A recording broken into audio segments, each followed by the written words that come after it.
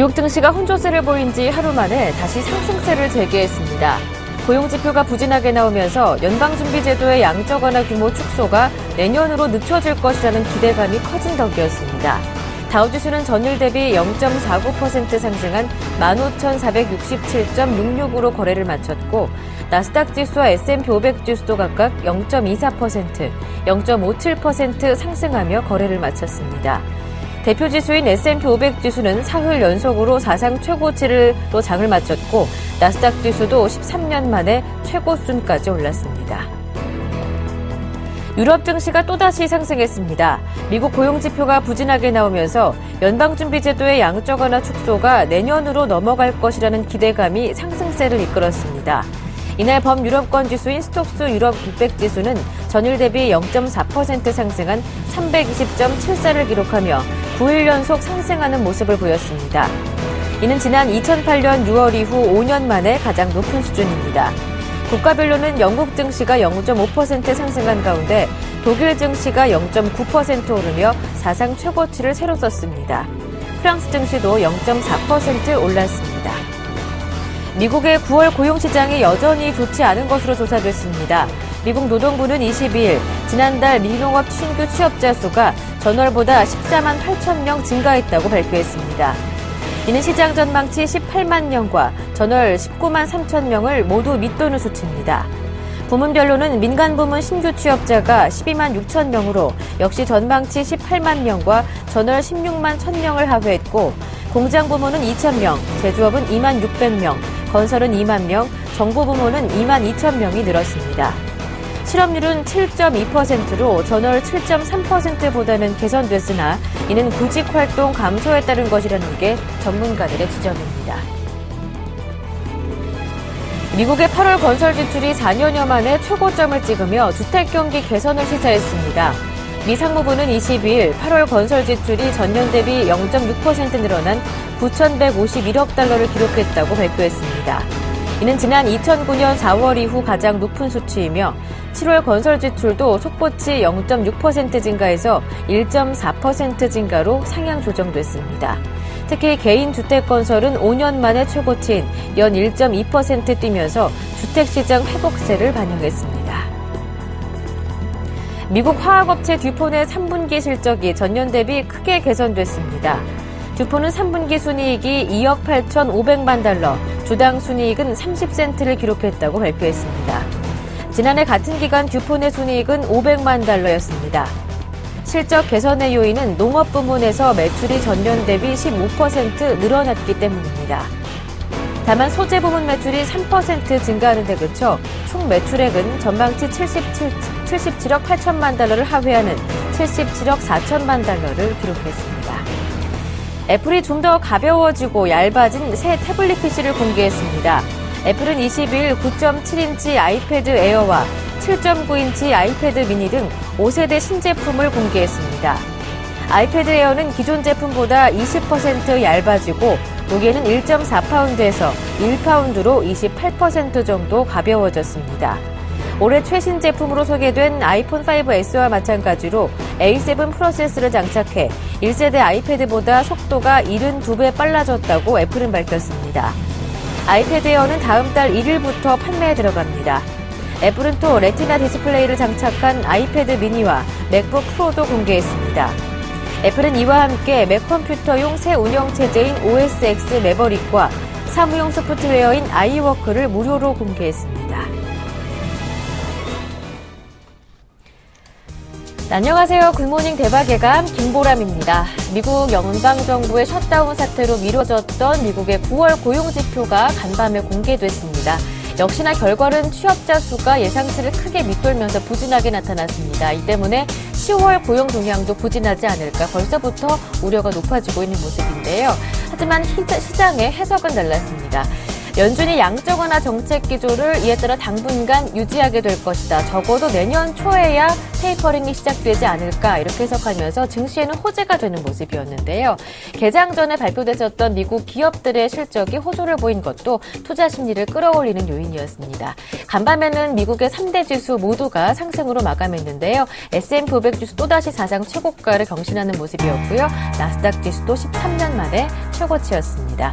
그에 앞서 유럽 증시도 미국의 양적 완화 낙관론의 상승으로 마무리가 됐었는데요. 오늘 국내 증시에도 결국에는 미국 고용지표 해석에 따른 외국인들의 매수세가 추가적으로 더 유입되지 않을까 기대를 낳고 있습니다. 자세한 내용 알아보겠습니다. 굿모닝 대박예감 지금 바로 출발합니다.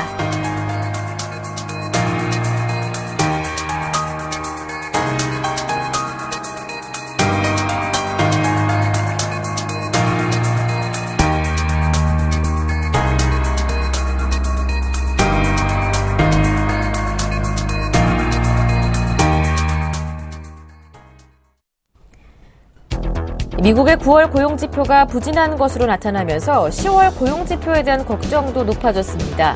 이에 따라 연준의 양적 완화 축소 시기도 내년까지 연기될 것이라는 전망이 확산되고 있습니다. 네, 글로벌 증시 마감 소식과 이슈 전해드리는 순서입니다. 글로벌 이슈 진단 레이크쇼어 인베스터스 이현민 이사님과 함께합니다. 안녕하세요. 안녕하십니까? 네, 먼저 앞서 마감됐었던 글로벌 증시 마감 소식부터 정리를 해보겠습니다. 뉴욕 증시 그 전일에는 혼조세로 마감됐다가 하루 만에 다시 3대 지수 모두가 상승했습니다. 미뤄졌던 9월 고용지표가 공개됐는데 예상보다 더 부진했습니다. 원래도 예상은 부진할 것이다 이런 예상이 있었는데요. 그렇습니다. 뚜껑을 열어봤는데요. 네. 최근 3개월 수치로서도 좋지 않은 수치로 발표가 됐죠. 네.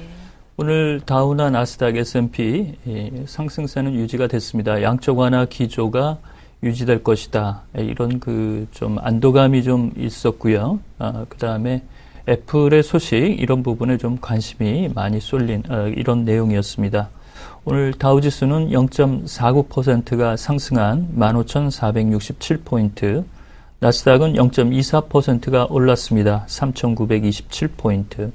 S&P 500 지수는 0.57%가 상승한 1754포인트로 마감이 됐습니다. 앞서 앵커께서 모두의 지적을 해주셨는데요. 최근에 발표된 비농업 부분 일자리 수 9월 수치 14만 8천 명으로 집계가 됐습니다. 18만 명 정도를 예상을 했는데 상당히 부진했고요. 다만 이제 8월 수치가 좀 올라갔다라는 수정 상향됐다는 점이 좀 안도감을 좀 일으킬 수 있는 내용이라고 볼 수가 있겠습니다. 역시 뉴욕 증시는 최근에 경제 지표가 정상적으로 현재 집계가 되지 못하고 있어서 실적의 풍향계의 주가가 많이 흔들리는 이런 모습이 계속 나오고 있습니다. 오늘 장 마감 전에 실적을 발표한 월풀은 매출은 예상치보다 조금 부진하긴 했습니다만 4.2% 상승이 됐고요. 주당 순이익은 예상치를 웃돌았습니다. 주가는 오늘 11.6%나 오르는 등 실적이 좋게 발표되는 기업들의 탄력적인 주가의 움직임이 특징이라고 볼 수가 있겠고요. 그 다음에 패션, 자파업계인 코츠는 실적이 좀 부진했습니다. 주가도 7.5% 하락하는 등 명암이 좀 엇갈린 이런 모습이었고요. 8월 상무부에서 건설 지출 수치가 발표가 됐지만 2달 전 수치라 증가세가 좀 나왔습니다. 9월 수치를 좀 봐야 될 것으로 볼 수가 있겠습니다. 유럽 증시는 주요 증시는 상승세를 좀 가져갔고요. 재정불량국 증시는 소폭 하락세가 이어졌습니다. 영국은 0.6% 올랐고 독일은 0.9%, 사상 최고치 행진, 프랑스 지수는 0.4%, 이탈리아 MIB 지수도 0.57% 올랐습니다만 스페인과 포르투갈 증시는 다소 조정 양상이 나타났습니다. 역시 양적 완화 기조가 올해는 지속될 것이다. 이런 안도감이 유럽 증시에 짙게 깔리는 그런 모습이었습니다. 네, 뉴욕 증시와 유럽 증시 마감 상황부터 정리를 해봤습니다. 원래는 10월 초에 발표가 예정이 돼 있었는데 연방정부의 셧다운 사태로 미루어졌었죠. 미국의 9월 고용지표 자세하게 확인해 보겠습니다. 예상보다 더 부진한 결과를 나타내면서 결국 양적 완화 기조가 올해까지는 유지될 것이다. 이렇게 시장은 해석을 하고 있는데요. 그렇습니다. 저희가 이제 이 코너에서 자주 말씀을 드렸는데요. 올해 이제 양적 완화 축소는 거의 물 건너 간 것으로 보셔도 될 것으로 보이고요. 향후 이제 고용 지표가 10월과 11월 이렇게 이제 발표가 11월과 12월에 이제 한 달 늦게 발표가 될 것입니다. 이런 부분에서 변동성이 매우 크게 나타날 것으로 볼 수가 있겠고요. 경제 지표가 이제 발표가 되면서 경기의 동행 지표나 선행 지표도 이제 있고요. 후행 지표도 이제 각각 이제 섞여서 발표가 됩니다. 이 고용 지표는 대표적인 후행 지표로 이제 성격이 읽히기 때문에 10월 1일부터 16일까지 연방정부의 일시 폐쇄로 인한 셧다운 여파는 11월과 12월 수치를 조금 더 봐야 될 것으로 볼 수가 있겠습니다. 그 비농업 부분 일자리 수는 14만 8천 명, 예상치는 18만 명이었고요. 8월 비농업 부분 일자리 수는 19만 8천 명으로 조금 상향 조정이 됐습니다. 7월에 비농업 부분 일자리 수는 다시 조정이 돼서 8만 9천 명 정도로 이제 떨어진 수치인데요.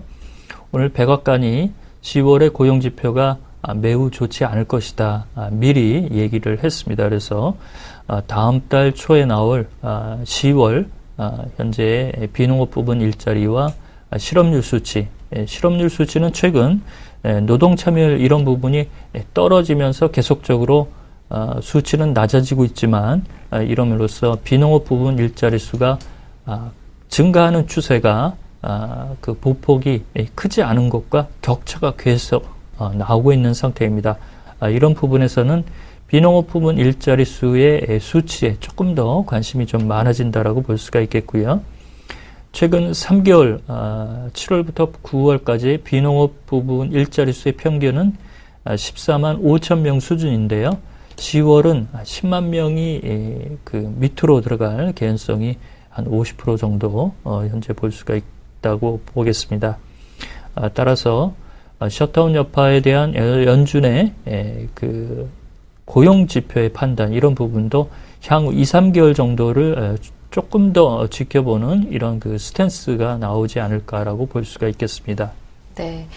말씀해 주셨던 대로 10월에 연방정부의 셧다운이 한 보름 이상으로 진행이 됐었기 때문에 가장 본격적인 영향은 10월 공용 동향에 미치게 될 것으로 보입니다. 이렇게 된다면 다음 달 고용 동향, 그러니까 10월 고용 동향은 더 부진하게 성적이 나오게 될 텐데요. 그렇습니다.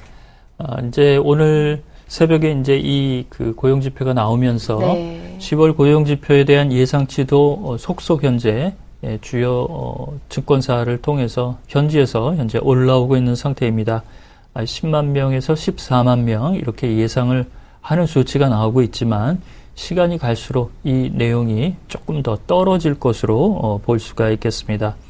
따라서 연준은 10월과 11월, 12월 최소한 3개월여의 고용지표 동향을 파악하고 그 방향성을 좀 읽고자 하는 의도가 좀 강해질 것으로 볼 수가 있겠는데요. 결국 이제 다음 주로 다가온 10월 FOMC 미팅을 통해서도 이 고용지표의 부진 때문에 추가적으로 현재의 양적 완화 기조 이런 부분을 그대로 유지할 것으로 관찰을 할 수가 있겠습니다. 현지의 피어폰트의 스테븐 스탠리 수석 이코노미스트는 당분간 연준이 시장을 관망하면서 경제지표의 방향성을 읽어내는데 주안점을 둘 것이다 라고 얘기를 했습니다. 이런 부분을 보면 연말로 갈수록 연준의 영향력은 조금 시장의 관심에서 좀 멀어지면서 소비 시즌, 어제 저희가 이슈로 다뤄들었는데요. 예. 할리데이 시즌의 기업들의 명암 이런 부분에 조금 더 시장의 관심이 많아지지 않을까 이렇게 볼 수가 있겠습니다. 네, 이제 연말 소비 시즌에 어떤 기업들이 수혜를 보게 될 것이냐 이쪽으로 연말로 갈수록 조금 관심이 이동될 것이다 이렇게 전망을 해주셨습니다. 한편 간밤에 애플이 태블릿 PC 신제품을 공개했습니다. 아이패드 에어 공개했는데요. 시장 반응은 어떤지 궁금합니다. 일단 주가는 전일 한 2% 정도 올랐다가 간밤에는 약간 눌림목이 있긴 했었는데 그래도 뚜렷한 상승 추세는 계속 이어지고 있는 것 같아요. 그렇습니다. 애플 주가 많이 올랐네요. 네. $519. 오늘 0.29% 내리긴 했지만 이 신제품 제품 출시 이런 정보가 이제 모두 나오면서 소폭 조정이 나왔습니다. 현재로서는 지난달에 스마트폰 5S와 5C 오늘 이제 발표를 한 아이패드 새로운 신제품 모델은 이제 아이패드 에어라고 제품명을 명명을 했는데요. 네. 아주 새로운 혁신적인 기능이나 이런 것은 크게 담지는 못했습니다. 그렇지만 속도감이나 그다음에 해상도 이런 점이 좀 많이 빨라졌고요. 그다음에 배터리 수명도 10시간 이상 충분하게 가져갈 수 있는 이런 그 제품으로 구성이 됐습니다. 가격은 $499 정도로 현재 그 제시가 됐고 다음 달 1일부터 이제 출시가 미국에서 현지에서 판매가 될 예정입니다.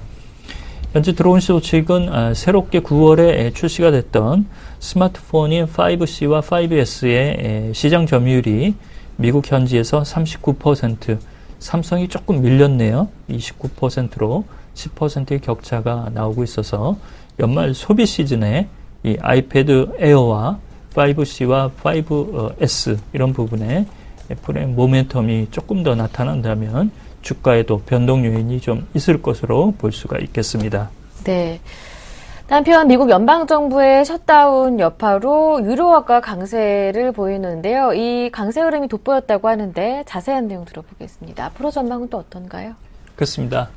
저희가 이제 위안화 강세 요인도 이번 주인가요? 이번 주 중반 정도에 한번 살펴드린 바가 있는데요. 네. 이렇게 그 양적 완화 기조가 지속될 것이다. 이러면서 미국 쪽에서 유동성 문제 이런 부분이 크게 걸림돌로 작용하지 않을 것이다라고 발표가 되고 있습니다. 주요 통화국들의 경쟁적인 통화들이 이런 부분에서 강세 기조가 현재 나오고 있습니다. 유로화도 1년 11개월 내 최고치 수준인 유로 달러가 1.37 오늘 장중에 이런 모습이 나타났는데요. 위안화는 올해 들어서 2.4% 절상이 됐고 유로화도 올해 초 1.30 정도에서는 많이 현재 올라온 수준이라고 볼 수가 있겠습니다. 따라서 현재 분데스방크나 프랑스의 산업부 장관 몽테브르 장관은 추가적으로 그 유로화의 절상은 재정 적자나 수출 이런 부분 특히 이제 재정 불량국의 부담이 좀 커질 수 있다. 이런 점에서 유로화의 강세를 반기지 않는 모습이라고 볼 수가 있겠습니다. 네, 이번 유로화 강세 독일 중앙은행인 분데스방크가 추가 절상에 반대 의견을 냈다고 하는데 마지막으로 여기에 대한 자세한 내용 듣고 싶은데요. 그렇습니다.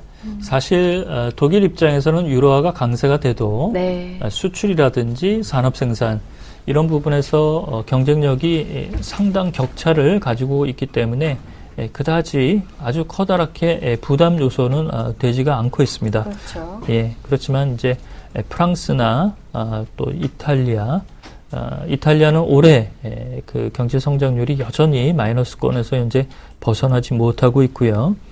스페인이나 포르투갈 이런 기업들도 추가적으로 유로화 강세에 따라서 생산 코스트 이런 부분 이런 쪽에 좀 고민이 좀 많이 일으킨다고 볼 수가 있겠고요.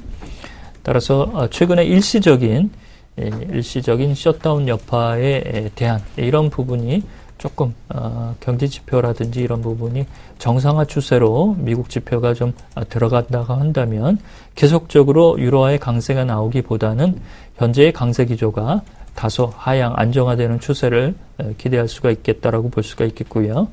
다만 유로화 쪽의 강세 기조는 유로 지역의 경기 회복 이런 부분과 맞물릴 수 있는 부분이 있기 때문에 이달과 다음 달 중순까지는 그 강한 흐름이 조금은 좀 이어지지 않을까 이렇게 볼 수가 있겠습니다.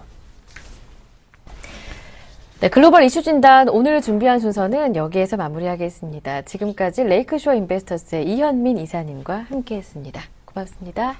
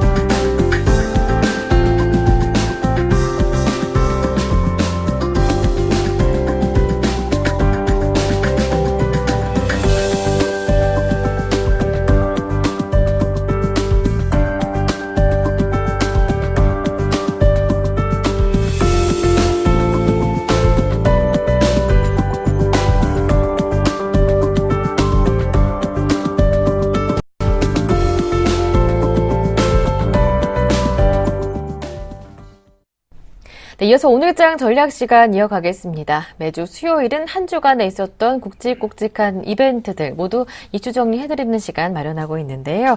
오늘은 유진투자증권 압구정 지점의 정승현 과장님과 함께합니다. 안녕하세요. 네, 안녕하세요. 네, 먼저 지난 한 주 동안 국내 시장을 이끌었었던 중요 이슈들을 모두 정리를 해보겠습니다. 굵직굵직한 이슈들이 굉장히 많았어요. 네. 지난주 같은 경우에, 먼저 중국의 네. GDP 발표가 있었습니다. 3분기. 아무래도 우리 시장이 중국과 연동해서 중국의 경제 성장률에 따라서 시장의 움직임이 판가름 나는 그런 상황들이기 때문에 중국의 GDP 성장률 상당히 중요했습니다.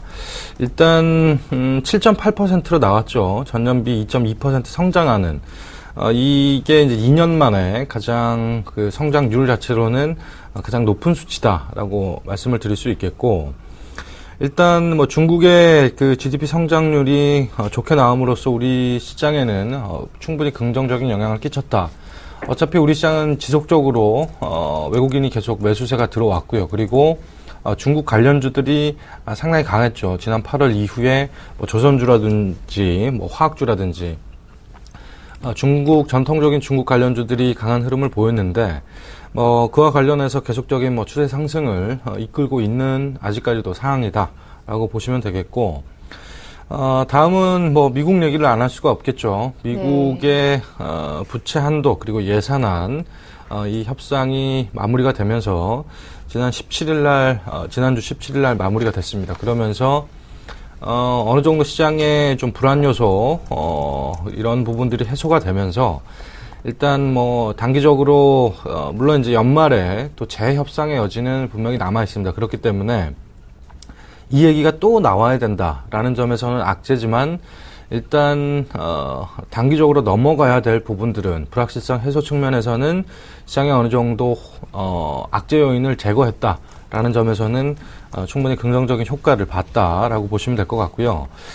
그리고 지난주 금요일 날 18일 날 구글의 실적 발표가 있었습니다. 구글 같은 경우에 상당히 실적이 좋게 나오면서 구글이 상장 이후에 $1,000가 넘어가는 그런 모습을 보여주고 있는데, 이와 관련해서 우리 시장의 네이버 같은 종목 상당히 강하고 외국인의 매수세가 꾸준히 유입이 되면서 분할 상장 이후에 분할 상장 전의 시가총액을 거의 넘어서는 그런 모습을 보여주고 있습니다. 상당히 밸류에이션적으로는 올해 실적 가지고 보면 PER 40배 이상이 받고 있는 그 정도 수준인데, 하지만 앞으로의 성장성 그리고 실적에 대한 라인에 대한 기대감들, 이 부분들이 반영이 되면서 구글의 어닝 서프라이즈와 함께 우리나라의 네이버의 고공행진도 일정 부분 설명이 되지 않나 그렇게 보여지고 있고요. 마지막으로 지난주 이슈, 우리 또 실적 발표 얘기를 안 할 수가 없을 것 같은데, 삼성 엔지니어링이 영업이익이 7천억이 넘는 손실이죠. 손실을 발표를 했습니다. 어닝 쇼크 수준인데, 이런 충격적인 실적 발표를 했음에도 불구하고 사실 지난 1분기 시장의 분위기가 별로 좋지 않았을 때는 GS건설이라든지 삼성 엔지니어링의 시장의 여파가 상당히 강했습니다. 하지만 최근에는 시장이 워낙 강하다 보니까 이 충격적인 실적 발표 자체가 시장에 큰 영향을 미치지 못했다라는 점은 어느 정도 시장이 지금 강세 장애 유지 흐름이 아닌가라고 말씀을 드릴 수 있겠습니다. 네, 이제 이번 주에는 지난주 중국에 이어 유럽의 경제 지표도 조금 확인을 해봐야 할 것 같고요. 금요일에는 또 한국의 3분기 GDP 성장률도 발표가 되잖아요. 앞으로 한 주 동안 시장에 좀 살펴봐야 할 체크 포인트들 어떤 것들이 있는지 알아볼까요? 네, 일단 시장이 글로벌과 네. 우리 시장 그 GDP와 유로존 같은 경우에는 PMI 지수 이 부분이 경제 지표 발표들이 있는데, 아무래도 시장이 지금 잘 가고 있는 상황에서 지표들이 그에 맞춰서 시장의 분위기와 동조를 해줘야겠죠. 그렇기 때문에 일단 지표를 보시는 게 가장 이번 주에 핵심 키워드라고 보시면 될 것 같습니다. 일단 24일이죠. 24일 날 유로존 10월의 PMI 발표가 있는데, 일단 예상대로 지금 기준이 50 정도입니다. 50이 지금 7월부터 9월까지 3개월 연속 50을 넘어서고 있고 10월 역시도 52가 넘어갈 것으로 예상이 되고 있는데 이렇게 PMI 지수가 시장 기대치를 계속 충족을 시켜주면서 지난 7월 이후부터 지속적으로 상승세를 계속 꾸준히 이어갈지 이 여부도 상당히 중요하다라고 보시면 될 것 같고 그리고 유럽 경기가 빨리 돌아서야지만 우리나라 뭐 조선이라든지 여러 가지 업황의 개선 여지가 충분히 나올 수 있기 때문에 유럽의 경기 회복 속도 이런 부분들은 일정 부분 확인을 하셔야 되는 부분이라고 말씀을 드릴 수 있겠고 그리고 25일 이번 주 이제 금요일이 되겠죠. 금요일 날 한국의 GDP 발표가 있습니다. 일단 한국의 GDP 발표 자체가 아시아 내에서 어느 정도 우리 시장에 메리트가 있느냐 이 부분을 확인시켜줄 가장 중요한 이슈가 아닐까라고 보여지는데 일단 전년비 대비 성장률이 반등이 예상이 되고 있습니다. 이 부분이 얼마나 좋게 나오냐에 따라서 사실 최근에 뭐 아시아 신흥국들 이 부분에 있어서 외국인의 매도세가 상당히 많이 나왔었는데 반면에 우리 시장은 외국인의 꾸준한 매수세가 들어왔던 부분들이 아시아국 내에서 우리나라가 갖고 있는 펀더멘탈 그리고 체력 자체가 아주 좀 두껍게 쌓여 있는 이런 부분들이 있기 때문에 이 부분들의 확인이 결국 GDP 성장률로 판가름할 가능성이 높다라고 보여지고 있고요.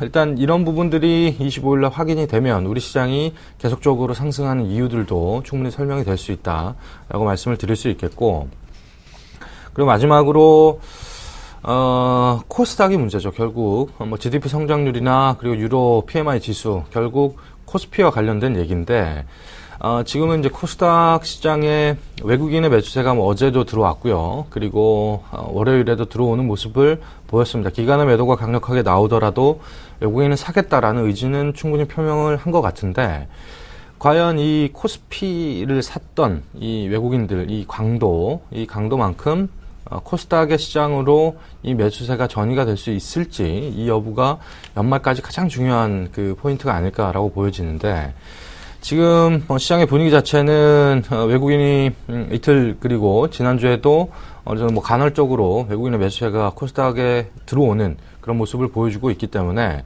일단 분위기는 그렇게 나쁘지 않다라고 보여주고 있고요. 그리고 일단 실적 기대감, 결국 뭐 3분기 실적 발표가 가장 중요하겠죠. 코스닥이 또 실적에 믿음을 주지 못한 기업들이 상당히 많았기 때문에 일단 숫자로 확인되는 그 실적 발표가 상당히 중요할 것 같은데 하지만 지금 최근에 외국인이 뭐 10월 들어서 좀 강력하게 매수가 들어오는 뭐 파라다이스라든지 뭐 사파이어 테크놀로지 실적에 기대감이 있고 그리고 성장 스토리를 갖춘 종목들 이 종목들 위주로 강하게 순매수가 들어오는 점을 감안한다면 네. 일단 실적 기대감이 있는 그런 종목들 위주로 외국인의 매수는 점차적으로 계속 유입이 될 가능성이 높다라고 저는 보고 있습니다. 네. 이로존의 10월 PMI, 한국의 GDP 모두 긍정적인 전망이 나오는 가운데 외국인들의 매수가 코스닥 쪽으로도 전이될 수 있는지 여부 확인하시는 것 무엇보다 중요하겠고요. 실적도 중요하게 체크해 보셔야 할 것 같습니다. 지금까지 정승현 과장님과 함께했습니다. 고맙습니다. 네, 감사합니다.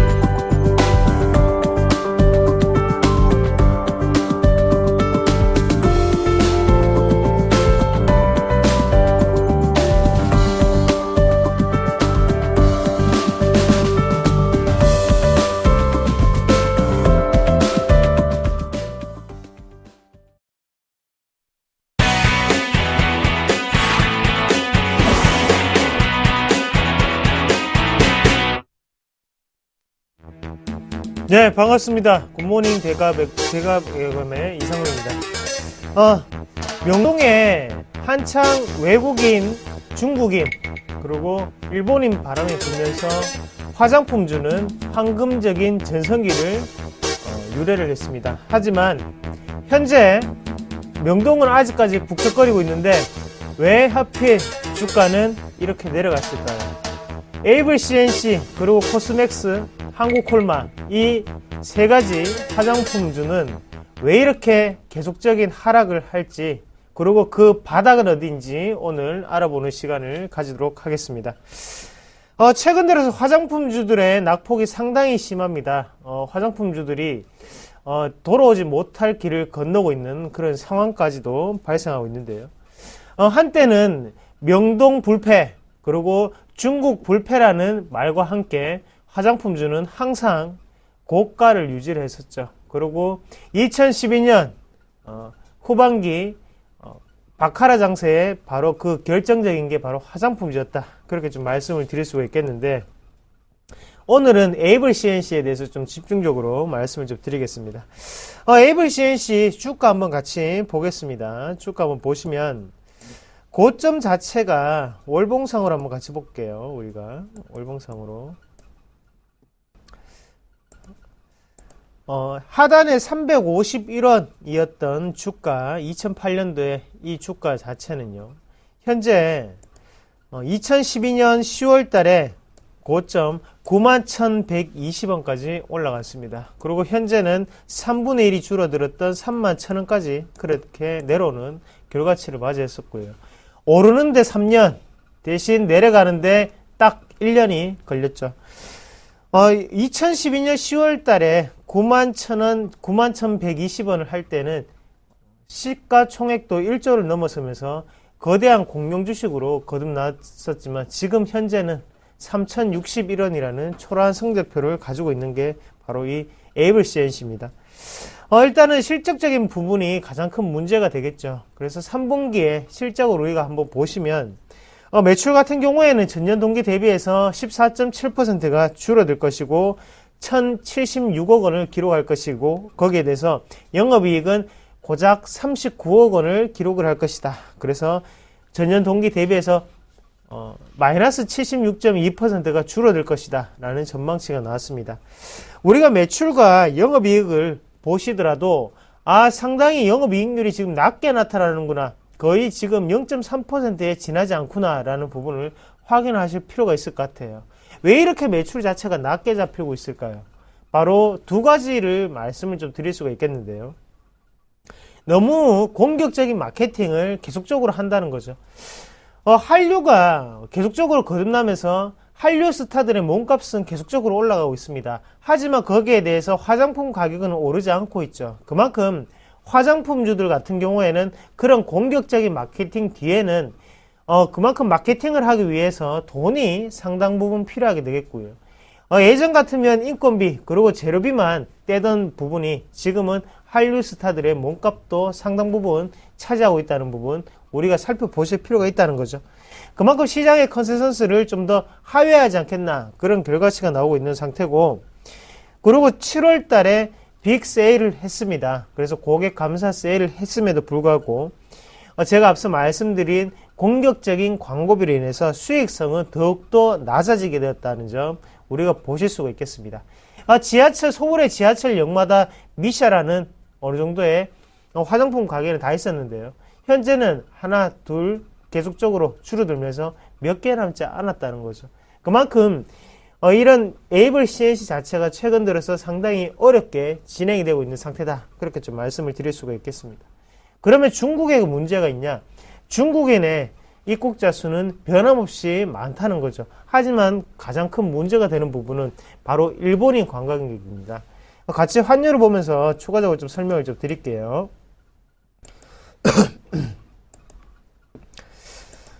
우리가 원 달러 환율을 보시면 현재 같은 경우에는 1060.80전이죠. 상당히 많이 낮아진 상태고, 거기에 대해서 원화는 절상이 되었다고 표현을 하죠. 그래서 달러 대비해서 상당히 절상이 된 반면에 지금 엔화를 한번 같이 보시면요. 엔화 같은 경우에는 98엔에 머물러 있습니다. 하지만요, 2012년 10월 달에는 얼마였을까요? 2012년 10월 달에는 엔화 같은 경우에는 78엔, 76엔을 기록을 했다는 거죠.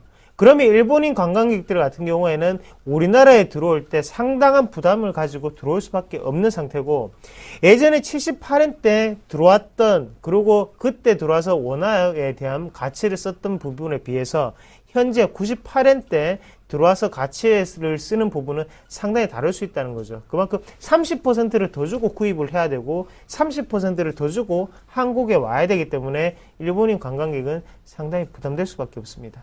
그런 관점으로 생각했을 때는 이런 환율적인 부분 자체가 일본인 그리고 동남아 여러 국가들에게 한류에 대한 열풍을 알리기 위해서는 좀 더, 그리고 명동에 사람들이 좀 더 늘어나게 하기 위해서는 지금 환율적인 부분이 좀 더 필요하지 않을까, 그렇게 좀 말씀을 드리겠고요. 마지막으로 혹시나 보유를 하고 계신 분들을 위해서 이런 가격적인 부분 언제까지 바닥으로 우리가 한번 봐야 될까라는 부분 같이 한번 살펴보시면, 일단 환율을 무조건 체크를 하셔야 되고, 그리고 무한 경쟁이 계속적으로 지속되고 있다는 점, 그 두 가지 악재, 계속적으로 악재가 남을 수 있다는 점 꼭 한번 살펴보시고요. 월봉 보면서 제가 바닥권을 한번 잡아드리겠습니다. 월봉 한번 보시면요. 일단은 2차 파동, 우리가 이런 부분 자체를 교차 파동이라고 하는데요. 한번 보시면 대부분이 3번의 파동 뒤에 올라가는 차트도 많지만, 이렇게 2번의 지지로 인해서 올라가는, 2번 만에 돌파하는 종목군들은 떨어질 때도 상당히 급락하게 떨어질 수 있습니다. 그래서 이 지점 자체를 뚫고 내려왔다가 다시 한 번 더 올라가는 그런 모습이 많이 연출되고요. 그러면 아직까지 바닥권은 상당히 멀었구나, 월봉상에 지금 몇 번을 더 가야지 이런 모양이 나오는데, 그런 부분을 아실 수 있겠고, 일봉상으로 우리가 한번 판단을 해보시면 현재 같은 경우에 맥점 같은 경우 3가지 정도를 짚어드릴 수가 있겠는데, 하단에 28,000원대, 그리고 좀 더 내려가서 25,000원, 그리고 3만원대, 요 가격이 3가지가 보입니다. 그래서 3만원대 가격대에서는 기술적 반등은 나오겠지만 크게 반등이 나오기는 어려운 상태고요. 대신에 하단에 27,000원, 그리고 25,000원대에는 상당한 지지 구간으로 형성이 될 수 있다는 점. 그래서 그때는 혹시나 몰려 계신 분들, 그때까지 기다려 분들은 좀 더 기다려 보시는 방법도 좋고요. 아니면 신규적인 매수를 가입을 하시려 분들은 25,000원대 그리고 27,000원대의 분할 매수 관점으로 좀 더 접근하셔서 관심 종목으로 추가를 해 놓으시는 방법도 상당히 좋은 방법이다, 그렇게 말씀을 드리겠습니다. 자, 오늘도 힘차게 출발하시고요. 오후 3시 반에 다시 한번 뵙겠습니다. 고맙습니다.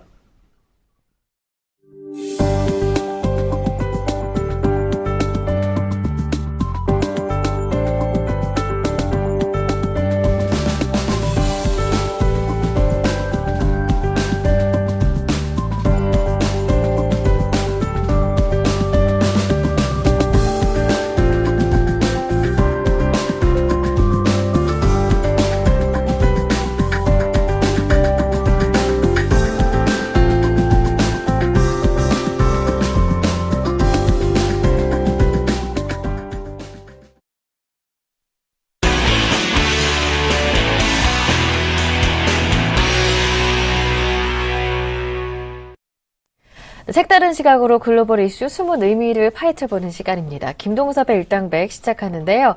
IM투자증권 김동섭 이사님 모셨습니다. 안녕하세요. 네, 안녕하세요. 네, 김동섭의 일당백 먼저 그 첫 번째 라운드 출발합니다. 라운드 1, 레디, 고! 미국의 최대 채권국 중국에서 미국의 신용등급을 믿을 수 없다는 주장이 나왔습니다. 중국의 한 신용평가사 회장이죠. 구한지안종의 발언이었습니다. 중국은 미국채의 외국인 보유를 한 23% 가까이를 보유하는 국가잖아요. 하지만 미국의 신용등급 믿을 수 없다라는 발언이 나왔습니다. 중국의 이제 4대 신용평가 기관 중에 하나가 다궁이라는 네. 데가 있는데요. 여기서는 이제 사실 중국이 미국 국채의 22.8%, 1조 3천억 달러 정도 있죠. 한국 돈으로 1,300조 이상이 되죠. 그 정도 돈을 갖고 있으면은 사실 채권자로서는 어마어마한 겁니다. 일개 기업에서도 22% 정도 가지고 있다면 대단한 거죠. 삼성전자의 22% 갖고 있다고 생각하시면 됩니다. 왜냐하면 삼성전자 같은 경우에도 실제로 그 대주주들이 가지고 있는 지분이 이렇게 많지가 않거든요.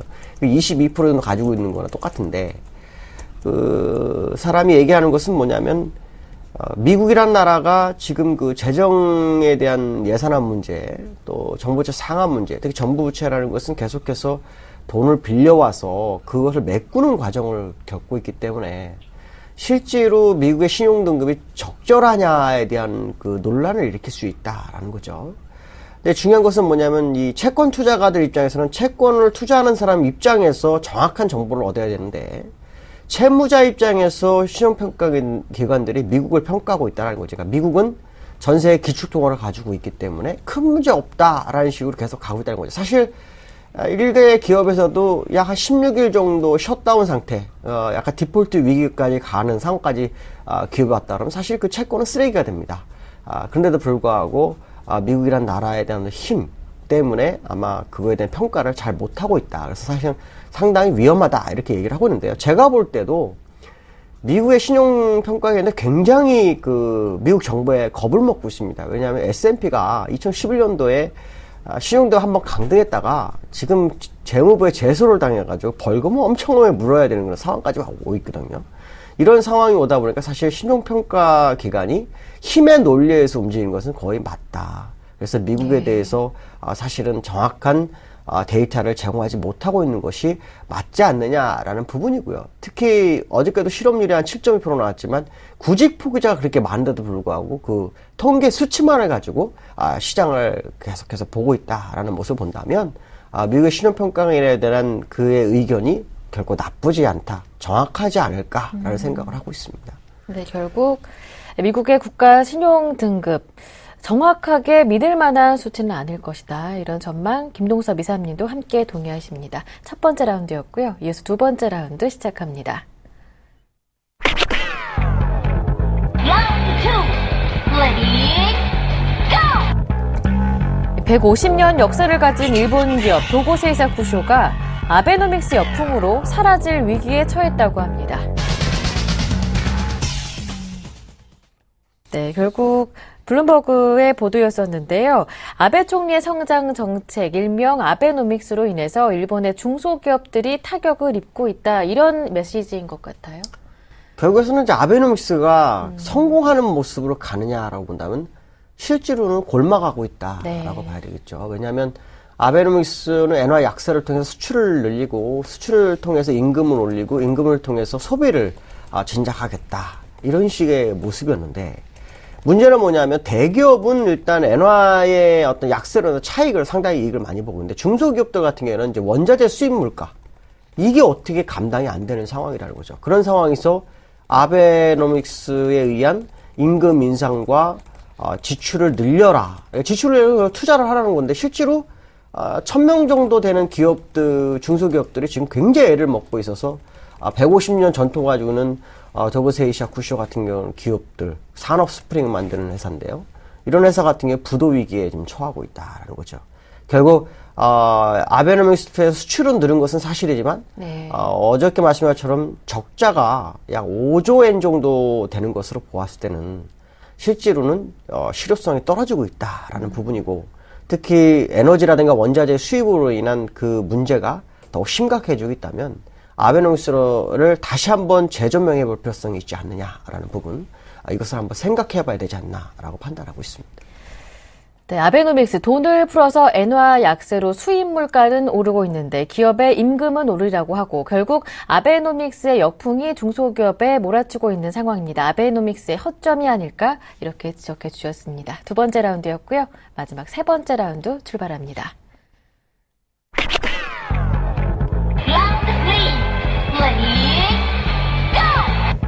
미국의 양적 완화 유지로 올 연말까지 국내 증시에 외국인 투자 자금이 최대 8조 원 정도 추가 유입될 것이란 주장이 있는 반면 잠재 위험 요인이 부각되면 외국인 매수 기조가 크게 둔화될 것이란 우려도 동시에 제기되고 있습니다.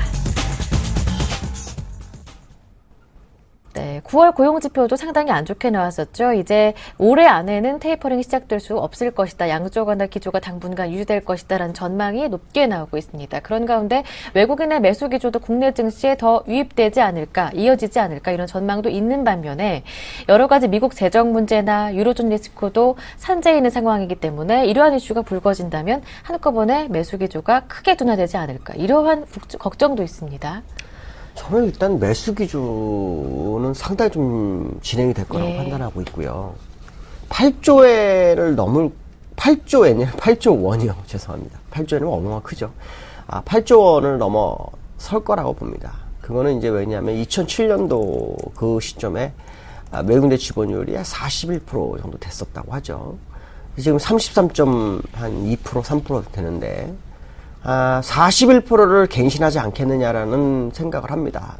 여러 가지 이유가 있겠지만 일단은 미국의 재정 문제, 사실은 지난번에 그 공화당 상원 원내대표가 셧다운 없다라는 식으로 얘기를 했습니다. 그러니까 다음 협상에서는 잘하겠다라는 의미를 부여했기 때문에 사실 불확실성은 제거됐다라고 판단하고 있고요.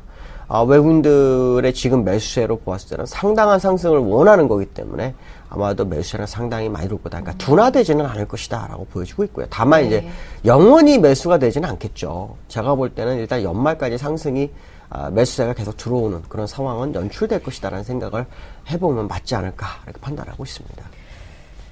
네, 외국인의 매수 기조에 대해서 김동섭 이사님의 전망은 이렇습니다. 추가적으로 매수세 유지되면서 연말까지는 증시 상승도 무난할 것이다. 이렇게 전망하셨습니다.